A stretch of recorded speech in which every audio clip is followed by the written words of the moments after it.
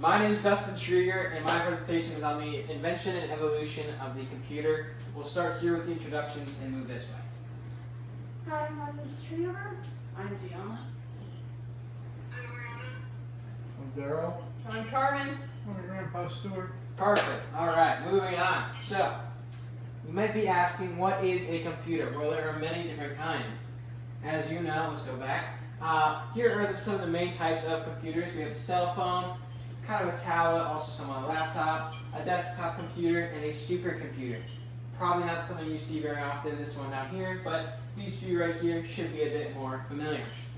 Now, as per the Merriam-Webster dictionary, the definition of a computer is a programmable, usually electronic device that can store, receive, and process data.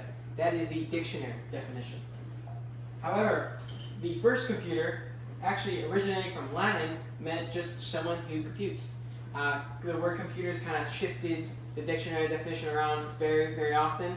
As you can see, this baby using a computer, that's just computer as we know it. That whole thing over here going on, completely different computer, right? So computer meant kind of something different to different people around the world at different times. And I will say, until about the middle of this century, it remained associated with human activity. Analog versus digital computing. Now, analog computation gets its name from analogy or systematic relationship between the physical processes in the computer and those in the system that it is intended to model or simulate. This is in contrast to digital computation, in which quantities are represented by strings of symbols, binary digits that have no direct physical relationship to the modeled quantities. That is a whole lot of mumbo jumbo and very confusing, so I'll explain it in a bit of simpler terms. Basically, analog goes ahead and tracks data through real-world data values such as temperature, voltage, time, other things like that, speed as well. Digital is straight binary, zeros and ones. So it's very absolute. You're either in, you're out. Analog's very explicit and direct. It's going to be points and decimals and exact values. Moving forward, some of the most I'd say popular examples of an analog and digital are analog will be temperature gauges such as a thermometer or a speedometer, as I mentioned earlier. For digital, that would be TV screen, a calculator, a laptop, whatever that might be. Very often you'll find that a lot of our computers in this day and age are going to be digital computers. All right. So in terms of digital computers, since that's kind of where we've evolved here now to a lot where a lot of our computers are digital computers, super advanced. As you can see, for this laptop, there's a whole different bunch of parts just for the little motherboard alone. Over here, parts of a computer, especially even gaming computers, you'll have hard drive, the graphics card, the CPU cooler, the RAM, all these parts for something that should be pretty simple, right? Everyone has a gaming computer nowadays, and yet, hell, if you try to build one, it's going to be dang near impossible, right? That's kind of going on over here. You see the power supply, the input-output ports, soundboard. You got all your cables in there, CPU fans. It's a whole bunch of mess.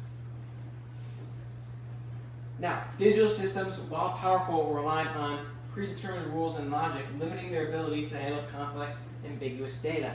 That is where we evolve into the development of artificial intelligence.